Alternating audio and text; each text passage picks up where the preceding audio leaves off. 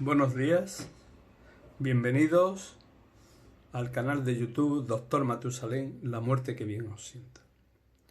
Hoy es lunes 23 de marzo, mi nombre es Dionisio Martín, para quien no lo conozca, soy médico y el vídeo que estoy grabando ahora mismo va dirigido específicamente a las personas y a las familias que aún no le han dado importancia, porque sus países no le hayan dado importancia o por cualquier motivo, a la pandemia de coronavirus, a la pandemia de neumonías bilaterales. ¿De acuerdo?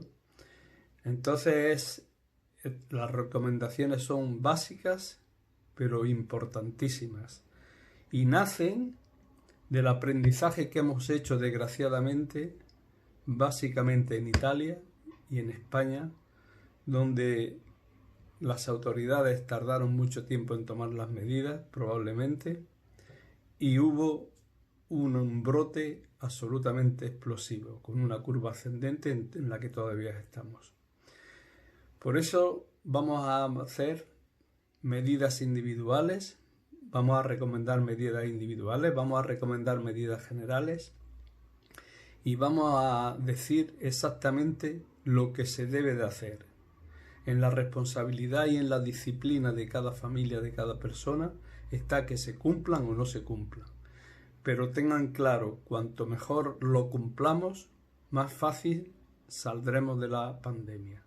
Cuanto mejor lo cumplan, cuanto más rigurosamente lo cumplan, mejor saldrán de la pandemia. Como digo, esto es un aprendizaje desgraciado y lamentable de la situación que pasó en Italia, en España y en algún otro país. Nosotros decíamos desde aquí, desde España, bueno, esto es un problema de los chinos, aquí no llega, había 8 casos, 10 casos.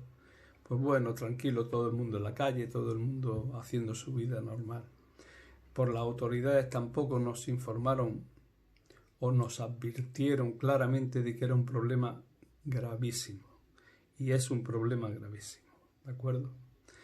Vamos ya a entrar en las medidas reales y en las medidas que sí son factibles de hacer.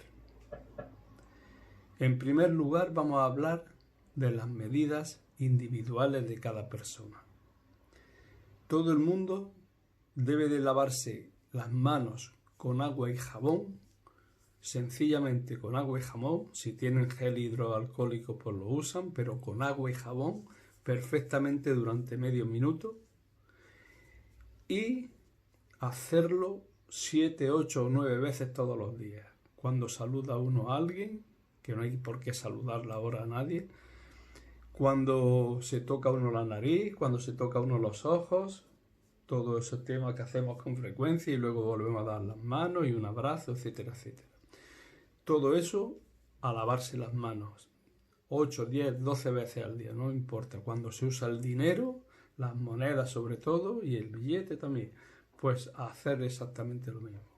En segundo lugar, protegerse con el antebrazo cuando uno estornuda o cuando uno tose. Si es posible, taparse los ojos con gafas y lavar las gafas. Y mantener, muy importante, la distancia de seguridad cuando uno habla con otra persona. La distancia social, que se llama. Hay que estar a 1,5 metros, 2 metros como mínimo, a estirar la mano y hasta donde llega como mínimo. Eso exige tampoco que nos acerquemos, nos abracemos, nos demos besos, disminuir el contacto, sobre todo entre personas de riesgo. ¿De acuerdo? ¿Quiénes son las personas de riesgo y los grupos de riesgo? Pues son personas mayores con problemas cardíacos y con infecciones frecuentes del árbol respiratorio. Son un grupo de mucho riesgo. Los niños que moquean, etcétera, etcétera, ahora hablaremos del grupo de niños, también transmiten la enfermedad. Gente que ha estado en países de riesgo como Italia, España, China, etcétera, etcétera, ya o prácticamente ya todo el mundo es de riesgo porque han estado en esas zonas, ¿de acuerdo? Y básicamente esos son los grupos de riesgo, o lógicamente que han estado en contacto con algún enfermo de esos países contagiados. Esos son personas a las que hay que aislar básicamente y deben estar confinadas. Esas son las medidas individuales de cada persona. Pero por encima de eso están las medidas globales y es que hay que quedarse en casa. Se resumen claramente en este consejo. Confinados toda la familia, o por lo menos el grupo familiar normal, confinado en casa. Los niños no pueden ir a la escuela ni salir al parque, no señor. Los adultos no pueden ir nada más que a los servicios imprescindibles y de uno en uno y con mayor rapidez y protegiéndose con mascarilla, con distancia de seguridad, hacer lo que tengan que hacer y volver con guantes, etcétera, etcétera, lo que llaman ustedes nasobucos, etcétera. Hacer lo que haya que hacer con celeridad y con rigor y obedecer la orden y volver a casa, meterse uno en casa, es donde mejor se va a aislar y vamos a luchar contra el virus y lo vamos a vencer. Permanecer todo el mundo en casa. ¿Cuánto tiempo hay que permanecer aislado? El aislamiento y el confinamiento no es una cuarentena estricta, se le llama cuarentena de un modo genérico. Es exactamente estar como mínimo 20-25 días. El periodo de incubación de este virus es aproximadamente, puede ir de unos días hasta 13, 14, 15 días.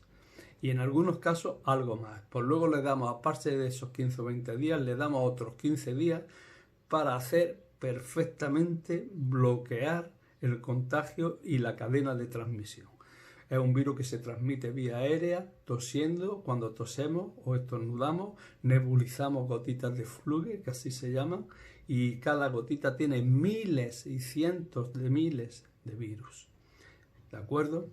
Ya hemos visto las medidas individuales, hemos visto las medidas globales. Las medidas globales básicamente son las que hemos hablado. Aislarse en casa, quedarse en casa y hacerlo rigurosamente y obedecer y acatar las órdenes de las autoridades sanitarias competentes. Y luego vamos a dar unos consejos generales. Si ese país no ha tomado todavía la medida, seguro que lo va a tomar mañana pasado. Los niños no pueden ir a la escuela, las personas no pueden ir a reunirse en aglomeraciones, nada de actos deportivos, cerrar restaurantes, cerrar bares, cerrar espectáculos nocturnos, espectáculos de ocio y quedarse con los servicios imprescindibles para la comunidad. Y esa gente que trabaja en los servicios comunes, súper protegidos y al mismo tiempo tomando distancia de seguridad, distancia social.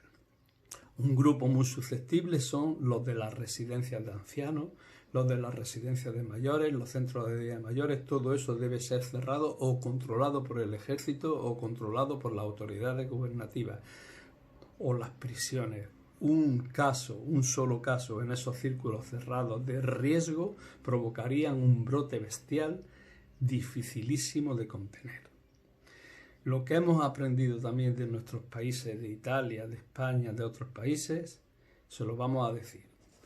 ¿Se creía que los niños no se contagiaban? Pues sí, no solamente se contagian los niños, sino que propagan la enfermedad. De modo que cuidado con los niños, por eso nada de escuelas, nada de parques, etcétera, en su casa, a entretenerlos en su casa.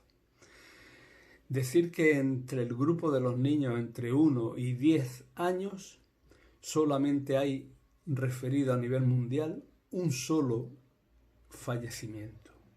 Luego, aunque los niños se contagien y los niños lo transmitan, en el 99,9% de los casos los niños pasan la enfermedad con síntomas muy ligeros similares a un resfriado. De modo que no los tengan en los parques, no los lleven a la escuela y ténganlos confinados en casa. Aunque si los cogieran ya saben que son contagiados, pero con la enfermedad muy leve. Otro consejo es que hay que instar a los países, a los gobiernos de los países, a cerrar el país. Bloquear el país significa decretar una alarma o una emergencia sanitaria y tomar las medidas oportunas. Cuanto antes se haga, mejor.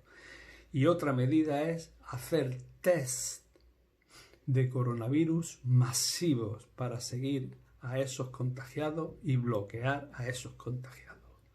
Pero en resumen, el consejo mejor que les doy es: quédense en casa, aíslense en casa y solamente salgan protegidos y tomando las medidas individuales que acabamos de ver cuando necesiten urgentemente y precisamente algún objetivo crucial y básico.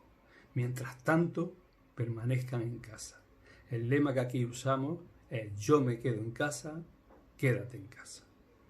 Buenos días.